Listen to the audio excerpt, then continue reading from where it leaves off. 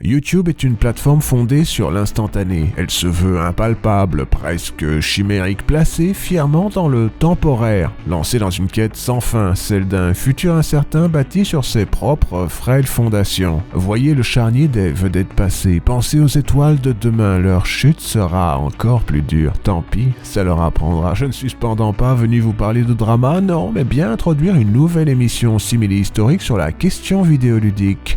D'ailleurs, pourquoi se présenter? Vous avez cliqué sur la vignette, elle était claire et nette. Il s'agit de Dragon Quest, le premier. Je ne sais pas si vous le saviez, mais il est sorti sur Famicom. Ben voilà, si ça c'est pas une introduction d'anthologie, je vais même prendre le temps d'aller plus en profondeur après un court générique qui est, lui aussi, historique.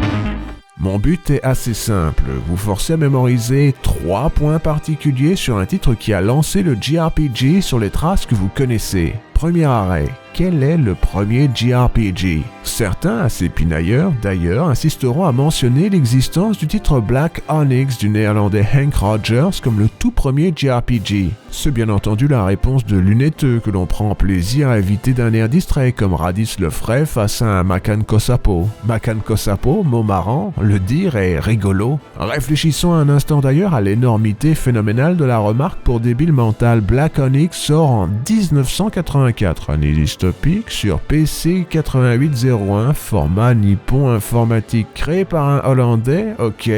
Hollandais rime avec japonais, mais faut pas déconner. Si vous voulez donner la paternité du genre, faudra que les créateurs soient nés sur place, préférablement intégralement asiatiques, et qu'ils parlent une langue idoine à ces deux remarques fondamentales. Japonaise donc la langue, hein. Ce n'est pas sale, sauf si vous le voulez, mesdames, je suis sur Instagram.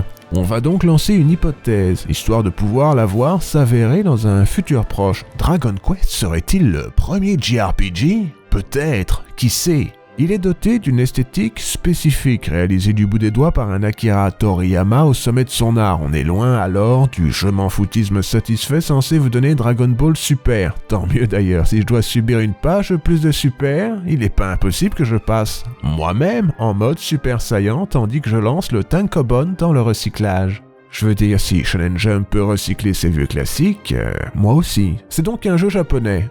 Ok. Il est doté d'un design japonais, ça aide, mais c'est aussi un RPG, inspiré des titres favoris de Yuji Horii, le génie japonais du jeu de rôle japonais réalisé par des japonais au Japon. Jusqu'ici, tout se tient, mais attendez que j'enfonce les portes ouvertes avec encore plus d'autorité. Le titre est aussi une révolution dans ce type de gameplay. Or, comme le dirait l'autre, le gameplay. J'ai mentionné qu'il était inspiré des titres favoris de Yuji Horii, le fameux inventeur du JRPG. Faudra les mentionner vite fait. À l'époque, les jeux de rôle sont loin de l'être. Merci d'être venu, n'oubliez pas de vous abonner, de mettre les notifications. Mais en étant plus sérieux, quoique pas tant que ça, faut bien admettre que les classiques pré-Dragon Quest sont assez chiants. Limite lénifiant. Wizardry, c'est une série de couloirs monotones, parfois même monochromes, où l'on se force à faire le tour de donjons afin de crawler dedans. Pas très marrant, et ça même si le style existe encore aujourd'hui. On sent bien là l'impact du genre américain inspiré de Dungeons & Dragons sur la discipline. J'ai dit quoi? Discipline, mais dans quel sens? No comment. De l'autre côté de l'équation, pour rappel, chacune en contient 2, nous trouvons Ultima, une sorte d'effort anglais vu d'en haut. Lui propose de moches villages et quelques hideux donjons. L'atmosphère morne de l'affaire grandiloquente ravit cependant les fans transis de la série. Vous y incarnez une sorte de Christ local, avatar du bien sous toutes ses formes, et il finit assez vite dans l'espace avec un pétard dans le fion pour sauver à l'unisson les populations de l'univers. C'est un titre anglais, l'ai-je déjà mentionné? Toujours est-il que Yuji Horii est ravi. Ce sont ses titres, il y joue entre 2 séances de rédaction de ses divers polars plus ou moins interactifs dont il avait autrefois le secret. Vous en voyez un à l'instant, ça Ça semble fascinant, hein, dit-il avec juste assez de mystère dans la voix pour sous-entendre qu'en fait, nom de Portopia Serial Murder Case n'est pas à tous les goûts. Cette synthèse d'influence, les combats subjectifs de Wizardry et l'exploration vue d'au-dessus d'Ultima vous donnent la sacro-sainte formule vidéoludique japonaise du JRPG, ici résumée par son tout premier exemple, Dragon Quest. Ce qui nous permet de revenir à notre premier point très intéressant de la vidéo, celui que vous devrez mémoriser pour sembler ne serait-ce que vaguement éveillé lors de votre prochaine soirée UP. Oui, Dragon Quest est bien le premier JRPG. Nous ajouterons immédiatement une seconde couche d'érudition, comme ça, sans laisser vos neurones refroidir. Deuxième arrêt, quand est sorti ce classique vénérable d'une industrie qui l'est tout autant? La question se pose. D'ailleurs, je viens de le faire. On pourrait noyer le poisson, ce qui est assez difficile d'ailleurs, mais je vais vous expliquer comment. Ce paradoxe peut être réalisé de manière tangible au quotidien par un processus que j'aime appeler l'actualisation. Commençons par visualiser le problème. Vous voyez, ça, c'est un poisson. Il respire dans l'eau, je sais pas précisément comment. Vagues souvenirs que leurs anatomies visqueuses ont des ouïes. Passons, cherche à les noyer, pas à les comprendre. Seul problème, ils vivent dans l'eau. Faudra donc les sortir de leur élément, puis les propulser dans un environnement où leurs chances de survie sont nulles. Disons, une entreprise spécialisée dans la vente par correspondance d'équipements agricoles. Quelques minutes de travail intensif et les voici immobiles. CQFD, cette leçon s'applique aussi au domaine mystique des dates. Une seule, sortie de son contexte, périt dans d'atroces douleurs. C'est pour cela que je ne veux voir personne répondre dans les commentaires que tout le monde sait, car il l'a lu sur Reddit, que Dragon Quest sort en août 1989. Vous tenez la morue par le mauvais bout, ça n'a aucun sens. Même les plus obtus sont conscients que la version américaine ne peut pas être sortie avant son équivalent nippon. Nous voilà donc en train de cocher la seconde case du questionnaire que vous m'enverrez par la poste chez Canard PC, 52 rue Paul Vaillant Couturier, 92 240 Malakoff, à Paris, en France. Guillemets autour de France. N'oubliez pas d'écrire vos réponses proprement sur une carte postale obscène, si possible, ça m'amuse énormément. La réponse idoine est donc le 27 mai 1986. Récapitulons, vous devriez savoir à ce stade que Dragon Quest est sorti sur Famicom en mai 1986, que c'est le tout premier JRPG japonais réalisé par des japonais pour le marché local japonais, lui aussi, il faut bien le souligner. Nous sommes ici dans une émission factuelle. Ce que vous ignorez encore, c'est en quoi, précisément, cette petite invention ludique a révolutionné le monde dans lequel vivaient nos ancêtres. Il suffit de faire le tour de vos titres favoris dans le domaine, tous sans faute ont été inspirés par le vieux classique. Final Fantasy est avant tout un effort de modernisation du concept originel, celui où l'on était en quête de dragons. Sans rentrer dans les anecdotes cocasses sur la signification profonde du titre, d'ailleurs, ce serait une faute majeure tenter de faire mémoriser 4 points précis en une seule session. Nous ne sommes plus dans le domaine du possible. Voyez les statistiques de l'inéducation nationale.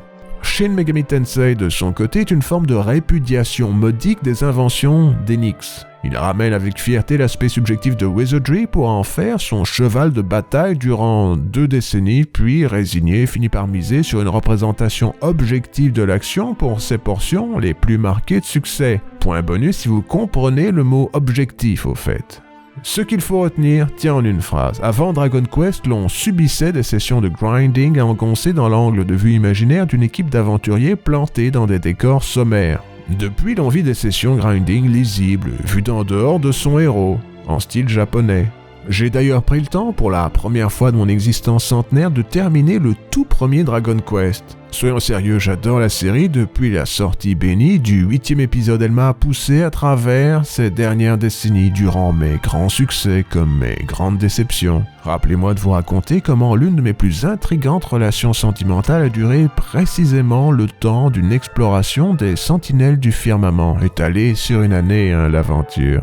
La vie a une étrange façon de faire rimer certaines de ses portions. Toujours est-il que Dragon Quest, premier du nom, fut une révélation, une synthèse salvatrice d'un genre qui s'est ensuite construit autour. Certains mentionneront sans doute que le titre est vraiment très limité, que son histoire ou un héros que vous nommez se trouve être le descendant d'un puissant guerrier légendaire est éculé. J'ai dit éculé au fait, pas de mignardise. Ils n'ont pas tort, cette longue quête pour détruire un monstre centenaire aux pouvoirs phénoménaux peut sembler simpliste, limite télégraphiée, mais elle contient pourtant tout ce que l'on est en droit d'attendre d'une historiette du genre. Vous y sauvez la princesse, trouvez le grand amour, devenez surpuissant. Puis, enfin, soulevez l'épée miraculeuse de vos ancêtres pour restaurer une civilisation millénaire. Rien de plus, rien de moins, sans devoir manager toute une équipe, sans se perdre dans des considérations pesant sur quelle classe choisir, dans quel ordre pour maximiser sa puissance. C'est simple, facile à comprendre, difficile à surpasser.